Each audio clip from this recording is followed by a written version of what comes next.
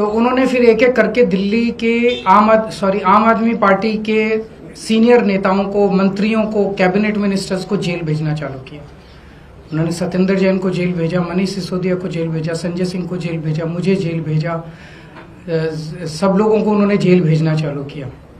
उसके बावजूद भी काम नहीं रुके और कोई दूर दूर तक दिखाई नहीं दे रहा कि बीजेपी जीत रही है।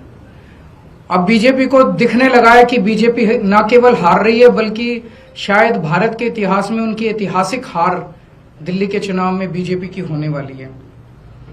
बीजेपी के पास कोई नैरेटिव नहीं है, उनके पास ये बताने को नहीं है कि उन्होंने 10 साल में क्या काम किया।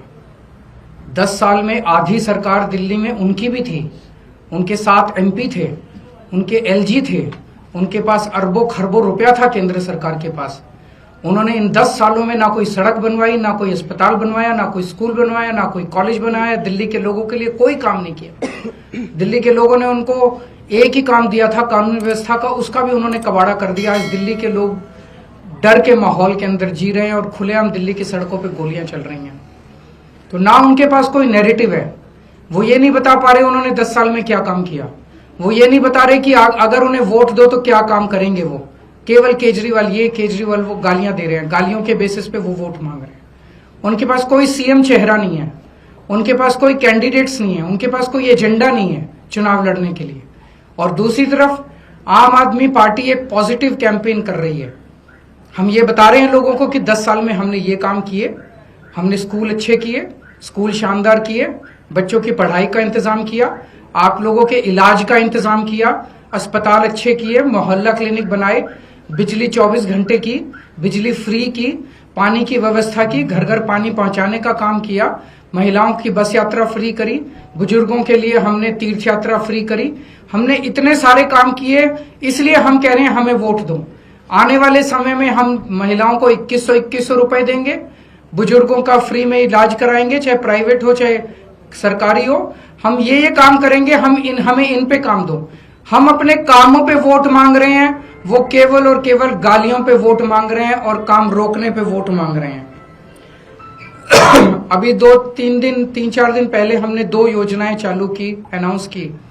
महिला सम्मान योजना, जिसके तहत हर महिला को चुनाव जीतने के बाद योजना लाई जाएगी जिसमें हर महिला को 2100 रुपए दिए जाएंगे। दिल्ली की कैबिनेट ऑलरेडी हजार रुपए की योजना मंजूर कर चुकी है और उसकी नोटिफिकेशन जारी हो चुकी है। लेकिन मैंने ऐलान किया था कि हम चुनाव जीत जाते हैं तो इसको बढ़ाकर 2100 कर दिया जाएगा। उसी तरह से बुजुर्गों के लिए हमने संजीवनी योजना ऐलान किया कि 60 साल से ऊपर के बुजुर्गों का सारा इलाज मुफ्त करवाएंगे, चाहे प्राइवेट हो चाहे सरकारी अस्पताल हो। इसमें जबरदस्त भीड़ लग रही है, लोग रजिस्ट्रेशन करा रहे हैं, लंबी लंबी लाइनें लग रही है, लोग हमारे दफ्तर आ रहे हैं और लोग बहुत खुश हैं, बहुत खुश हैं। कल शाम तक, कल रात तक लगभग 12.5 लाख महिला सम्मान योजना में रजिस्ट्रेशन हो चुके थे और 1.5-2 लाख बुजुर्गों के रजिस्ट्रेशन हो चुके थे। इस सब से बीजेपी बुरी तरह से बौखला गई है। और अभी 3 या 4 दिन पहले हमें अपने सूत्रों से पता चला है कि ईडी, सीबीआई और इनकम टैक्स तीनों एजेंसीज की मीटिंग हुई है और उस मीटिंग में ऊपर से आदेश आए हैं कि कुछ भी फर्जी केस करके दिल्ली की सीएम आतिशी जी को गिरफ्तार किया जाए। ये मैं पूरी जिम्मेदारी के साथ आज बहुत बड़ा आरोप लगा रहा हूं कि इन तीनों एजेंसीज को ऊपर से कहा गया है कि दिल्ली की सीएम आतिशी जी को कोई भी फर्जी केस बनाकर गिरफ्तार किया जाए। उन्हें यह भी कहा गया है कि उसके पहले, गिरफ्तारी के पहले, आम आदमी पार्टी के सभी सीनियर लीडर्स पर आने वाले दिनों में रेड होगी। मेरे ऊपर रेड होगी, मनीष जी के ऊपर रेड होगी, फिर से हमारे ऊपर सब पे रेड हो चुकी है। संजय सिंह पे रेड होगी, सौरभ भारद्वाज पे रेड होगी, सत्येंद्र जैन पे रेड होगी, आतिशी जी पे रेड होगी, हम सब पे रेड कराई जाएगी। और उनका मकसद है कि किसी भी तरह से हमें चुनावी तैयारियां जो हम कर रहे हैं, प्रचार कर रहे हैं, उससे डिस्ट्रैक्ट करना, ताकि हमारा दिमाग